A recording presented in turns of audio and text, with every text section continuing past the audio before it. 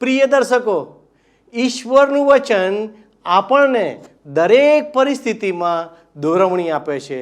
શું તમે દરેક સંજોગોમાં ઈશ્વરના વચન પર ભરોસો રાખો છો?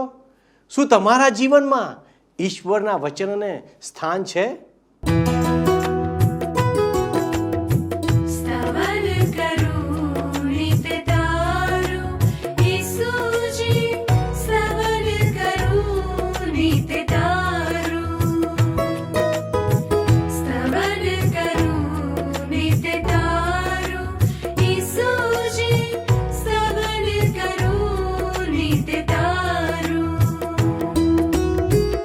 आज सवारे साद सुनी तो महिमा करूं प्रभु तारो, महिमा करूं प्रभु तारो, स्तवन करूं नित तारो.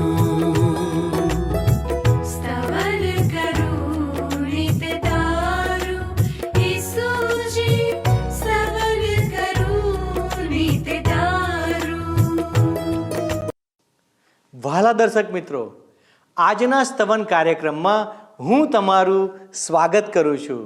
સ્તવન કાર્યક્રમમાં આપણે નિરંતર ઈશ્વરના વચનોનું એટલે કે પવિત્ર ગ્રંથ બાઇબલનું મૂલ્યાંકન કરી રહ્યા છીએ, જેથી આપણે તેમના દ્વારા પાપમાંથી ધાર્મિકતા તરફ આગળ વધીએ, એટલે કે સત્ય તરફ આગળ વધીએ, ઈશ્વરની વધુ નજીક જઈએ અને આપણા જીવન દ્વારા ઈશ્વરને મહિમા મળે, કેમ કે ઈશ્વર મહિમાને યોગ્ય છે.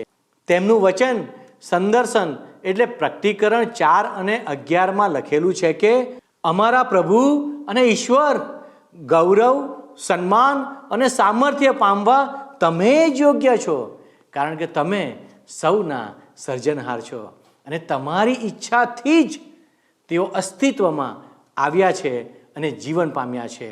વહાલા દર્શક મિત્રો, આપણે બધા ઈશ્વરની ઈચ્છા દ્વારા સર્જન પામ્યા છીએ. તેનો અર્થ એ છે કે ઈશ્વરની પાસે આપણા જીવનને માટે વિશેષ યોજના છે અને આપણે તેમની યોજનાને ઈશ્વર દ્વારા જ જાણી શકીએ છીએ. ઈશ્વર આજે પવિત્ર શાસ્ત્ર બાઇબલના માધ્યમ દ્વારા આપણી સાથે વાતો કરતા રહે છે. તેથી જેટલા વધારે આપણે ઈશ્વરના વચનોનો અભ્યાસ કરીશું, એટલા વધારે આપણે તેમને જાણીશું, અને જેટલા વધારે આપણે તેમને જાણીશું, એટલા વધારે આપણે તેમને માન અને મહિમા આપીશું, અને જેટલા વધારે આપણે તેમને માન આપીશું, તેટલું જ માન તે આપણને પણ આપશે, એટલે કે આપણને આશીર્વાદ આપશે.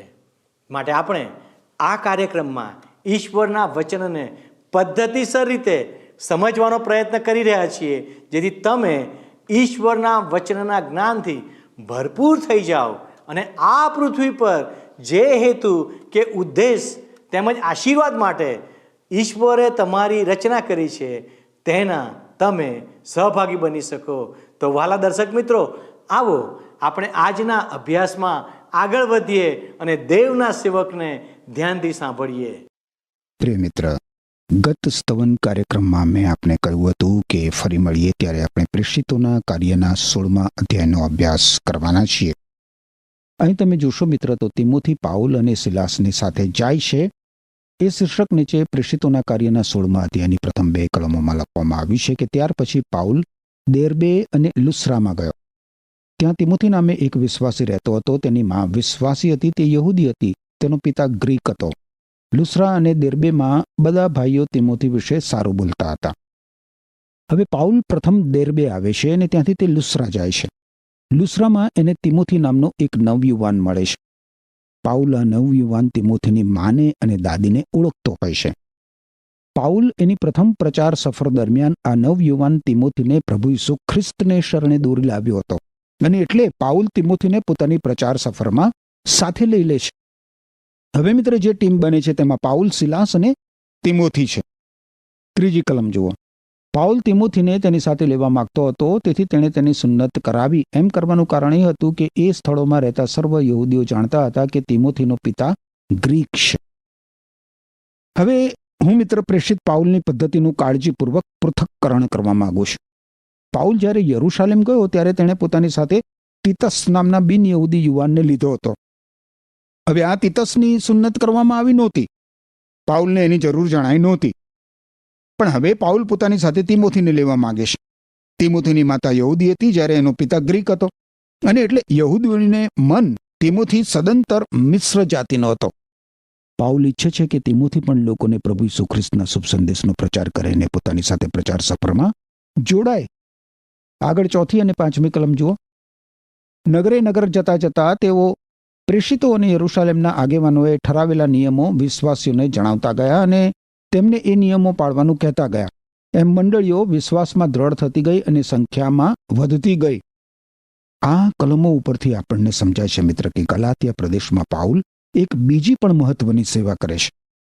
પાઉલની પ્રથમ પ્રચાર સફર દરમિયાન ગલાતિયા પ્રદેશમાં પ્રભુ ઈસુ ખ્રિસ્તની જે મંડળીઓ સ્થપાઈ હતી એની મુલાકાત લેવા ઉપરાંત તમે જુઓ, અન્ય વિસ્તારોમાં અસંખ્ય લોકો પ્રભુ ઈસુ ખ્રિસ્તને શરણે આવ્યા, અને એટલે નવા નવા વિસ્તારોમાં નવી નવી મંડળીઓ સ્થપાતી ગઈ.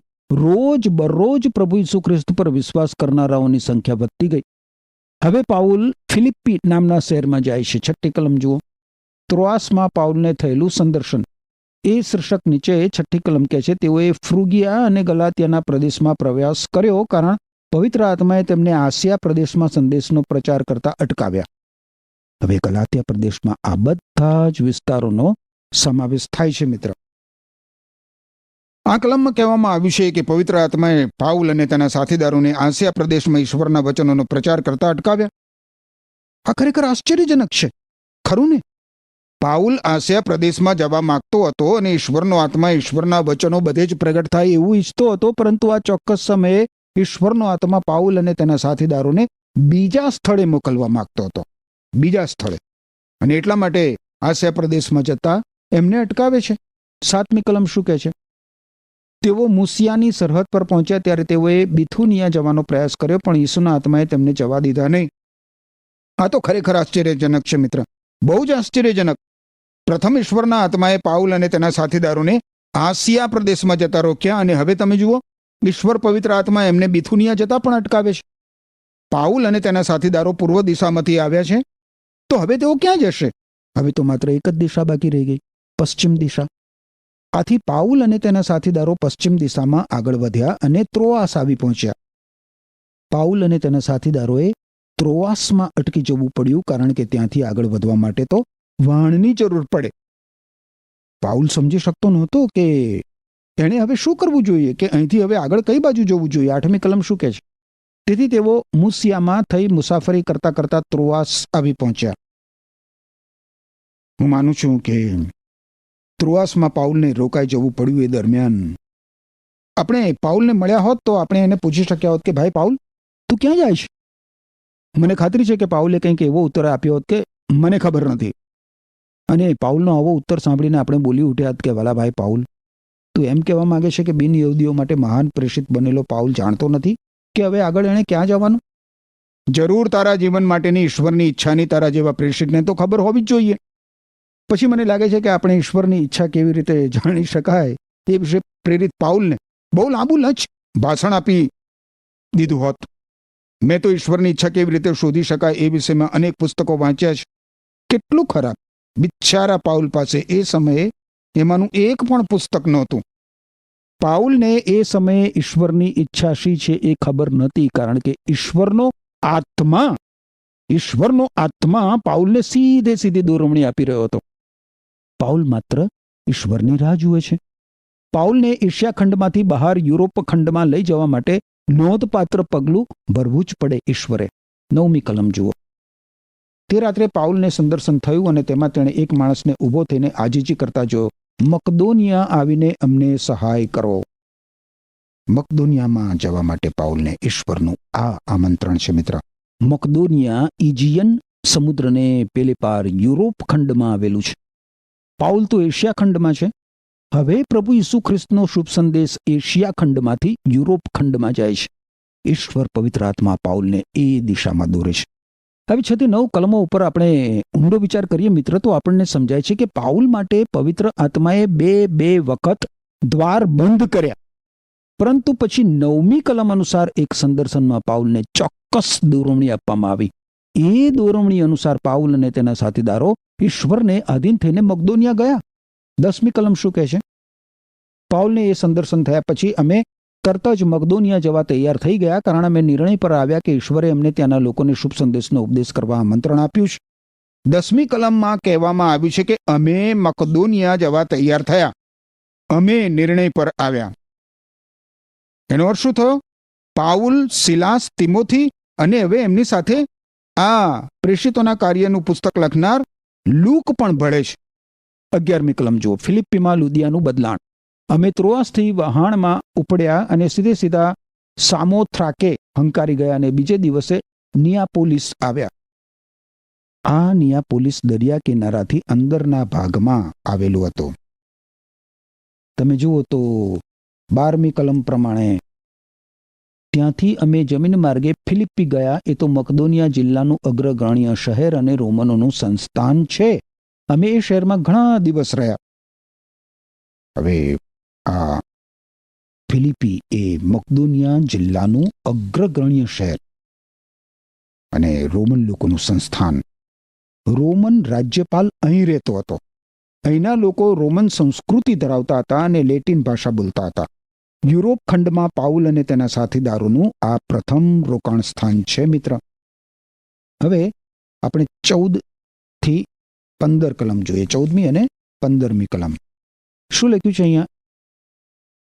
13મી કલમથી જુઓ. શહેર બહાર નદી કિનારે યહૂદીઓનું પ્રાર્થના સ્થાન હશે એવું ધારીને વિશ્રામવારે અમે ત્યાં ગયા. ત્યાં બેસીને અમે એકત્રિત થયેલી સ્ત્રીઓ સાથે વાતચીત કરી. તેઓમાંની એક થુઆતૈરાની લુદિયા હતી. તે ચાંબુઆ વસ્ત્રોનો વેપાર કરતી હતી. તે ઈશ્વરની આરાધના કરનાર હતી અને પાઉલના કહેવા પર ધ્યાન આપવા પ્રભુએ તેનું મન ખોલ્યું. તે અને તેના ઘરના માણસો બાપ્તિસ્મા પામ્યા. પછી તેણે અમને આમંત્રણ આપ્યું, જો તમને લાગ્યું હોય કે હું પ્રભુમાં સાચો વિશ્વાસ કરું છું તો મારે ઘેર આવીને રહો. તેણે અમને તેને ત્યાં જવા માટે આગ્રહ કર્યો. થુઆતૈરા એ એશિયા માઇનોરમાં આવેલું છે મિત્ર. પ્રકટીકરણ અથવા તો સંદર્શનના પુસ્તકમાં પ્રભુ દ્વારા જે 7 મંડળીઓનો ઉલ્લેખ થયો છે એમાંની એક થુઆતૈરાની મંડળી છે. આ લુદિયા નામની મહિલા ત્યાંથી આવી હતી મિત્ર. એ સત્ય સનાતન જીવંત ઈશ્વરની ભક્તિ આરાધના કરતી હતી, પરંતુ એનું જ્ઞાન બહુ જ ઓછું હતું. જો કે તે નોંધપાત્ર વ્યક્તિ હતી. યુરોપ ખંડમાં પરિવર્તન પામનાર એ પ્રથમ વ્યક્તિ હતી લુદિયા.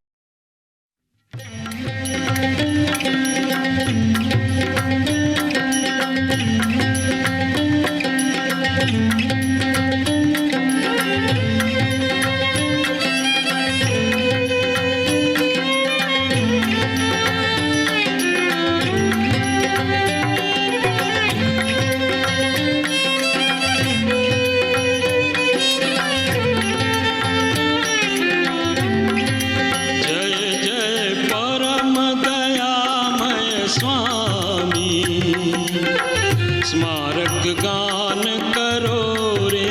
जय जय परम दयामय स्वामी, स्मारक गान करो रे. जय जय ईसु दयामय स्वामी, स्मारक गान करो रे. जय जय ईसु दयामय स्वामी, स्मारक गान करो रे. जय जय परम दयामय स्वामी, स्मारक गान करो रे.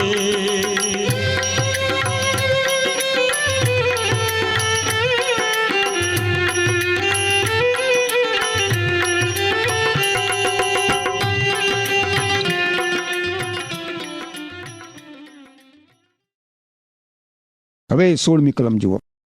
એ દિવસે અમે પ્રાર્થના સ્થાને જતા હતા ત્યારે અમને એક સ્ત્રી નોકર મળી. તેને આગાહી કરનાર દુષ્ટ આત્મા બળગ્યો હતો. ભવિષ્ય ભાકીને તેણે તેના માલિકોને ઘણા પૈસા કમાવી આપ્યા હતા. આ સ્ત્રીને એક દુષ્ટ આત્મા બળગ્યો હતો. આ સ્ત્રીને દુષ્ટ આત્મા પાસેથી ભવિષ્ય ભાગવાની શક્તિ મળી હતી. ગ્રીક અને રોમન સંસ્કૃતિમાં મિત્ર ભવિષ્ય ભાગવાની પ્રવૃત્તિ બધે જ પ્રવર્તમાન હતી. આ યુવતીને લખવામાં આવ્યું છે એ પ્રમાણે દુષ્ટ આત્મા વળગ્યો હતો. યુવતી એના માલિકોની નોકર હતી અને એના માલિકો એનો ઉપયોગ કરીને અઢળક નાણાં કમાતા હતા. હવે આગળ 17 થી 19 કલમો જુઓ.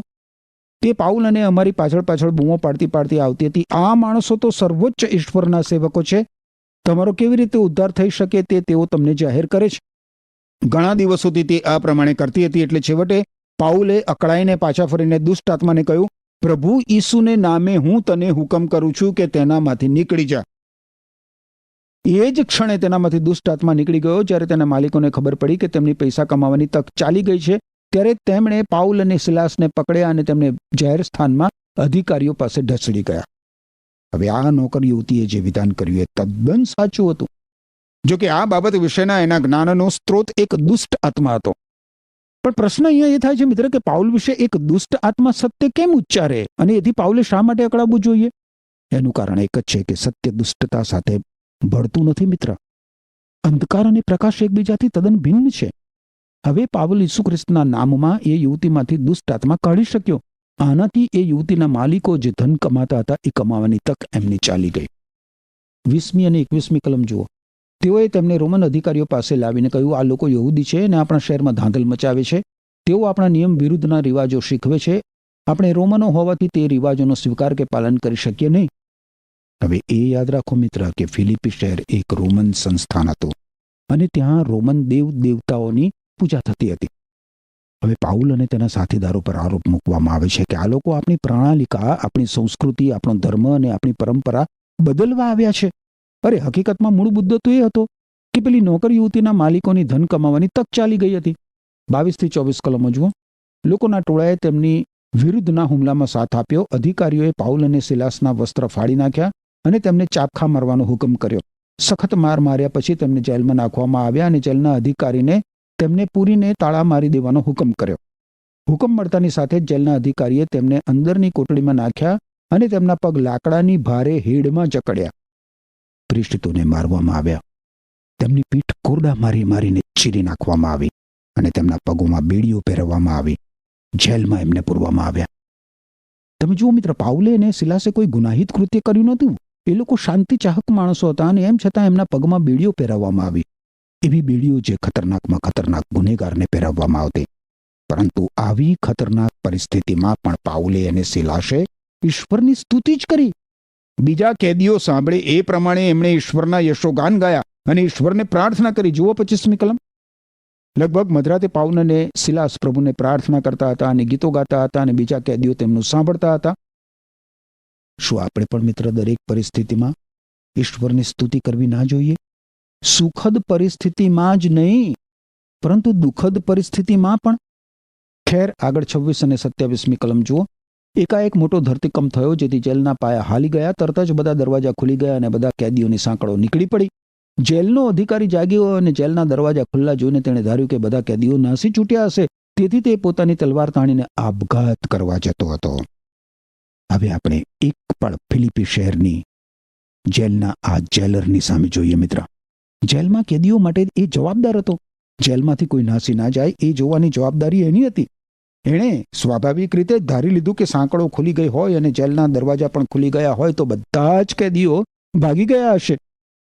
અને કેદીઓ ભાગી ગયા હોય તો એની જવાબદારી એના માથે હતી અને એ માટે એણે એનું જીવન ગુમાવવું પડે. અને એટલે એ પોતાની તરવાર ખેંચીને આપઘાત કરવાનો પ્રયત્ન કરે છે. હવે જ્યારે માણસ એવી પરિસ્થિતિમાં આવી પડે ત્યારે સ્વાભાવિક રીતે એ મૃત્યુ પછી શું એનો વિચાર કરતો હોય છે.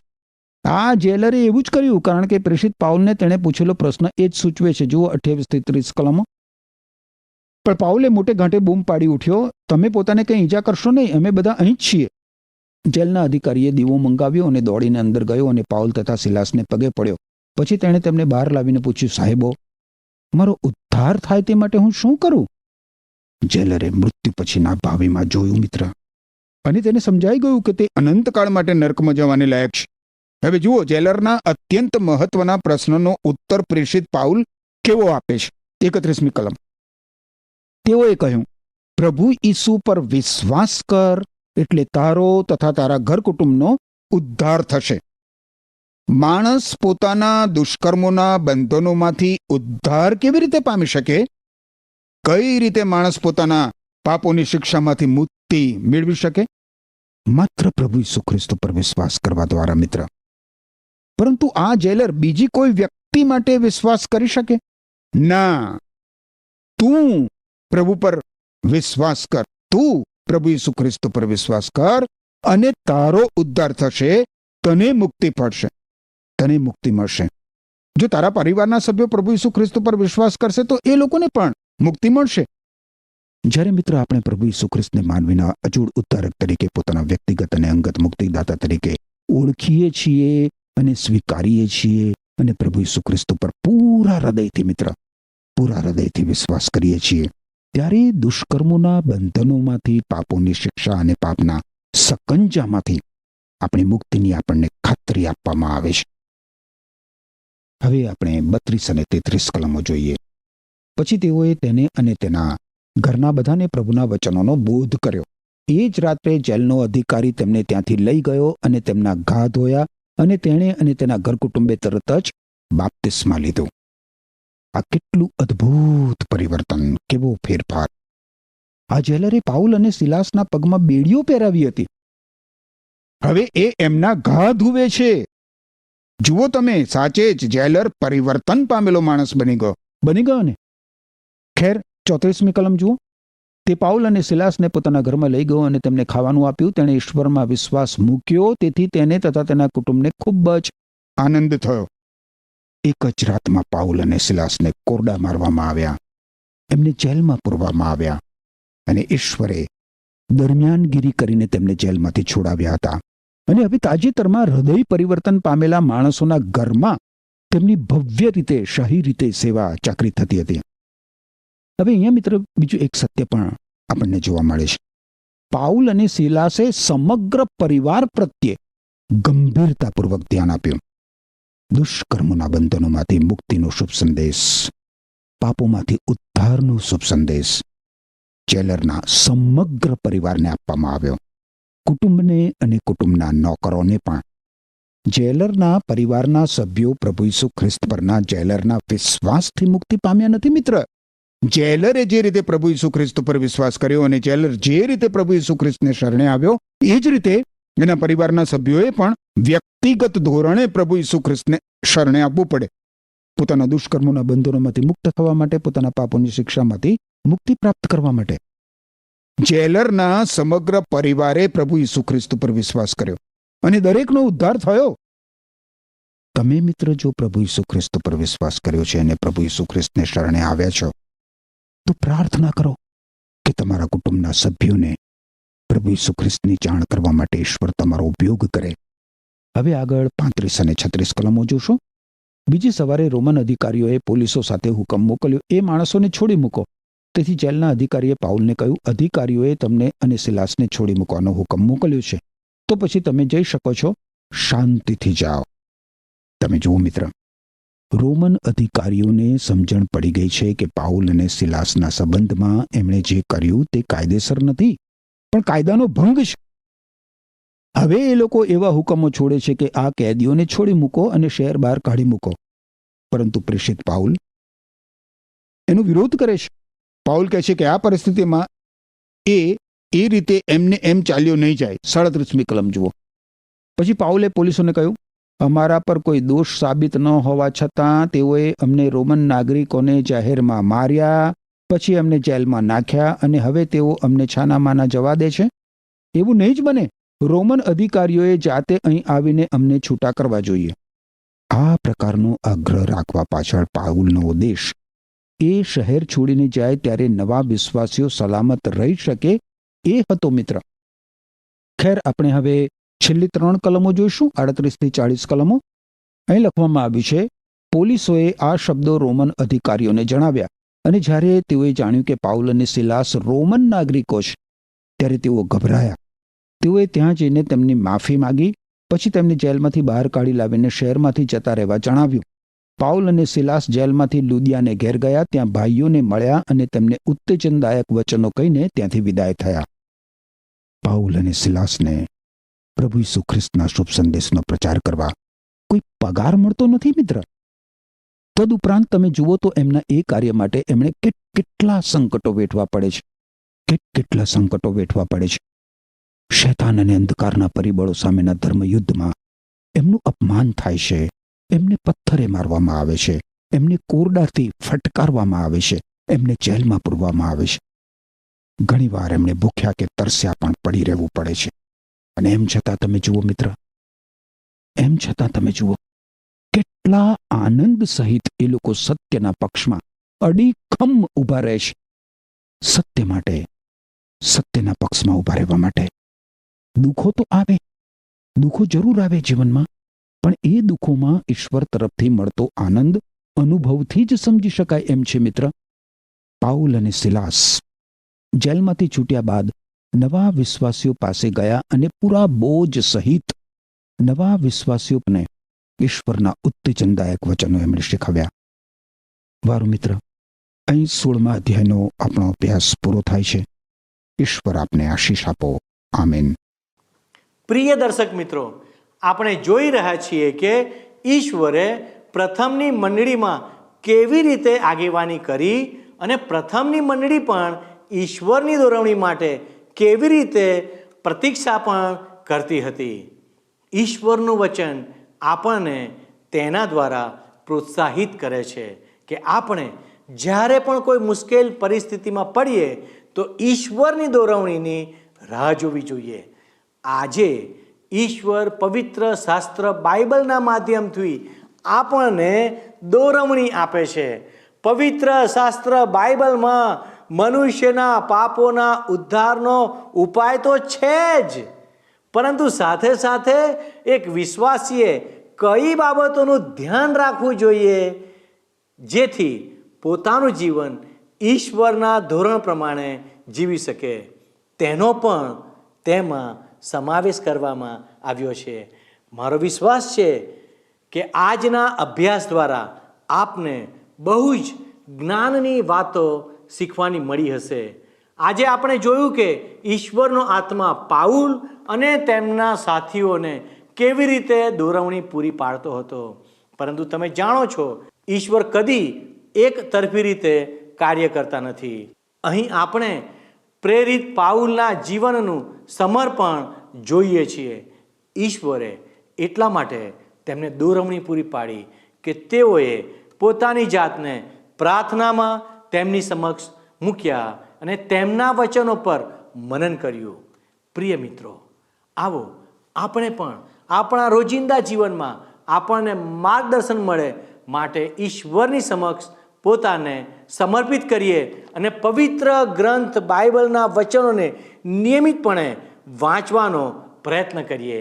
ઈશ્વર આ પ્રમાણે કરવા તમને મદદ કરો. આમેન. મિત્રો, ગત પ્રશ્નોનો જવાબ છે સિલાસ.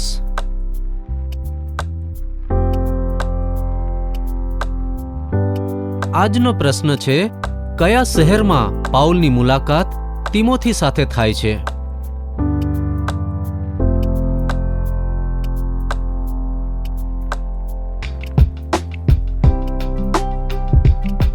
જવાબ આપેલ સ્ક્રીન પર દર્શાવેલ વોટ્સએપ નંબર પર આપવાનો રહેશે. કાર્યક્રમ દરમિયાન પૂછેલા પ્રશ્નોનો સાચો જવાબ આપનાર વિજેતાઓના નામ દર મહિનાના પ્રથમ સોમવારે જાહેર કરવામાં આવશે.